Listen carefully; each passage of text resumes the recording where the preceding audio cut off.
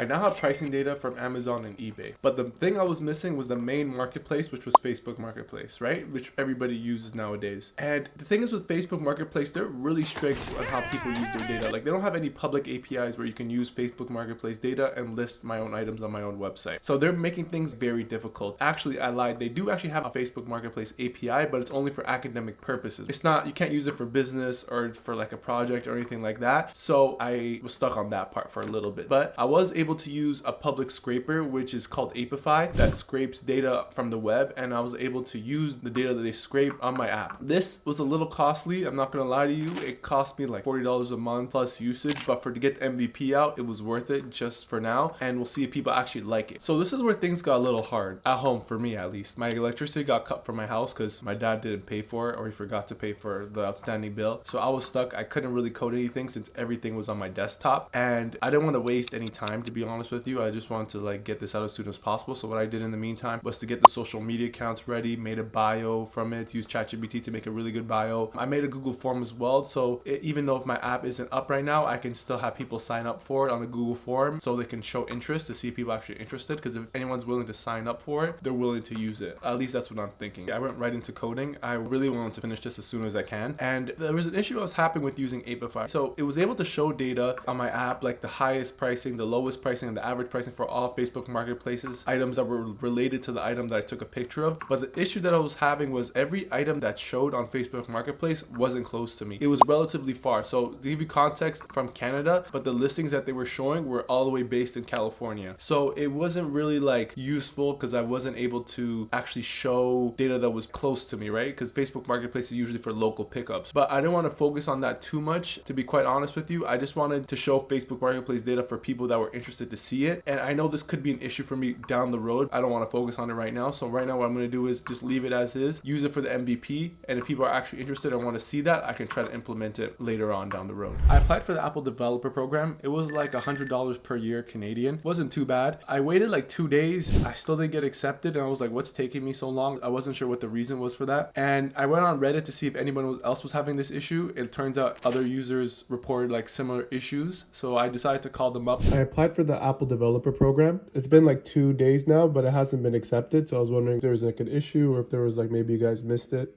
Of course, no worries. Let me take a look into it. And what they told me was my Apple ID didn't match my credit card information. Like my first and last name changed within the years, because I actually made my Apple ID like 15 years ago when I was a kid and I had a different last name, and my parents changed my last name now. So it was just some discrepancies, and they're really strict with the guidelines and the changes and stuff like that. So I had to go make a new Apple ID with the correct email that I do have access to. And within like 10 minutes after making that, I applied to the developer program again and got accepted right away. It was relatively easy. So if anyone else is struggling to get in or like stuck in pending, just call them up and they'll sort it out for you. The next day, I submitted my app to the Apple Store Connect, and then I download something called TestFlight, and that's where I can test my app on my device. And how it works is you have to use something called Expo Dev if you have a Windows PC and you want to make iOS apps. This lets you make like 30 builds in a month, and it was free. If you do anything over 30 builds, you're gonna have to pay, but 30 builds is more than enough for me, for now at least. And after that, I tested my app a couple times. The first time it wasn't working, I think because I forgot my API keys. I redid the build again. I uploaded a new build with my API keys. It worked a little bit, but it crashed when it was showing the prices. So I'm like, okay, there was something wrong with the prices page. I tried locally. It was working fine locally, but only when I used it on my iPhone, like the actual iPhone app, it wasn't working. So I'm like, okay, the issue was definitely, there was something specific for the test flight that wasn't working. And when I searched it up on ChatGPT, it told me there has to be like a specific setting that I have to add for my info.plist file that enables users to add their location. And so I added that one line of code into my info.plist file, and lo and behold, it started working. My app was working fine like it did locally using npx expo start.c, if you guys know what that means. Right after that, I tested a few times to see if it was working, tried different scenarios. My app is pretty simple. Like there's not too many flows to it. It's just you start the app, you take a picture, you can either upload it from your gallery or take a picture. It uploads, it identifies what the item is. After it identifies the item, it shows prices, right? There's no sign up, no complications. It's pretty straightforward. So there wasn't really much to test. After this, now I want to upload my app into the Apple Store and just start marketing right away. Even so, marketing is my biggest priority right now that I've got something that's ready to go.